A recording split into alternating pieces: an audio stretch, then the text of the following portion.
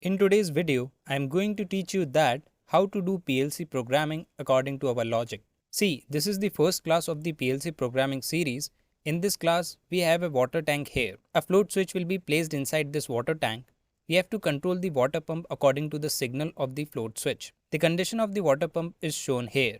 That is how we have to turn on and off the water pump. Condition is stated here. When the water level is below the low level switch, pump should turn on automatically. Now what is told to turn off pump? The pump remains on until the water reaches the high level switch, which then turns off the pump. It means when water level goes up, then after certain point, the water pump should turn off automatically. Now according to this logic, we have to do programming. But before that, we have to learn how to do PLC wiring. See, I have a Delta company PLC here. I will use this PLC to teach you how to do PLC programming and wiring. See, if we want to do wiring of this PLC, then input power supply terminal of this PLC here, like here 0 volt 24 volt is written here, we have to connect power supply to this terminal first. So what we will do, we will bring the positive power supply and connect with positive terminal. Similarly, we will connect the negative power supply to the negative terminal. This PLC has now got the incoming power supply. The input terminal of the PLC is this one. X0, X1, X2, X3, X4. This is the input terminal. The output terminal is Y0, Y1, Y2. C0 is the common terminal. S upon S terminal is the sink source terminal. First of all, we have to connect the negative power supply to the sink source terminal. After this, signal which comes from float switch, we have to connect it to the X0, X1 terminal. Before connecting this, let's see the wire of the float switch. There are three wires in the float switch. One is black wire, one is the blue wire, and the other is the brown color wire. We have to give positive power supply to the black wire so that the float switch gets the incoming power supply. So here we have connected the positive power supply to the black wire. I'll bring the blue wire and connect it to the X0 terminal, and I'll connect the brown wire to the X1 terminal. This means that the signal from the float switch will come to the X0 X1 terminal. Now we have to do connection of output terminal. This means that when the power supply is generated through the output terminal, then we will start this contactor, and through this contactor we will turn on and off the motor. Now when this PLC generates the output signal, we have to use that signal to start this contactor, and to the power terminal of this contactor, water pump is connected, so it will turn on when contactor gets on. The contactor that I am using here is a DC contactor. To do connection of this contactor, I will first take a DC power supply. I will bring that DC power supply and connect it to this common terminal. If we want, we can loop this DC power supply from here. We can also loop it from the DC power supply given here. I have shown it to you in a simple way. Now we get output of this common terminal at Y0. The output of C0 is at Y0. The output of C1 is at Y1, and the output of C2 is at Y2 and Y3. If we use C0, we will get the output at Y0. By connecting a wire from this terminal, we have connected this wire to the A1 terminal of this contactor. To operate this contactor, we need negative power supply also. I'll bring the negative power supply and connect it to the A2 terminal. Through my PLC to start and stop the pump, the wiring is completed. Now we have to do programming of PLC here.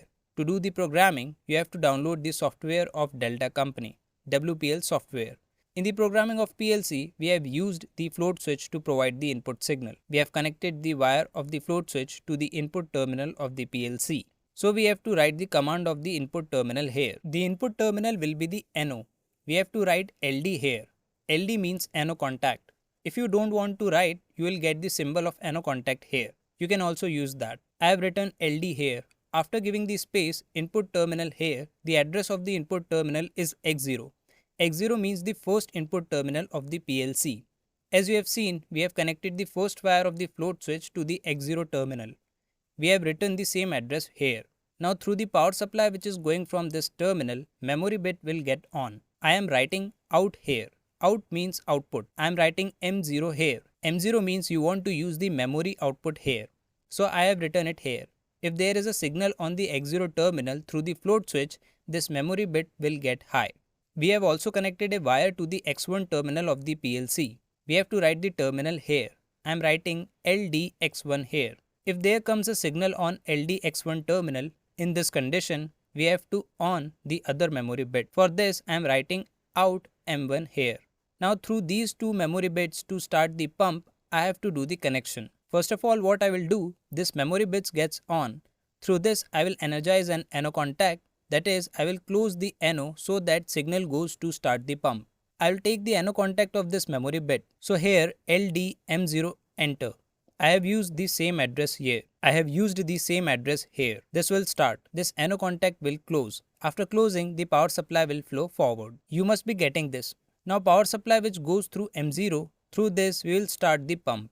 For this we will write out here. Out means if we want to energize something, which is we have to energize the output coil. We have used Y0 here, which is output coil. We will write address of this here Y0. This means that the output coil of the PLC will be energized. As soon as it gets energized, the contactor will start. Now the contactor will start, but we also have to stop it. To stop it, we have M1 here. We have to give the interlocking of M1 here.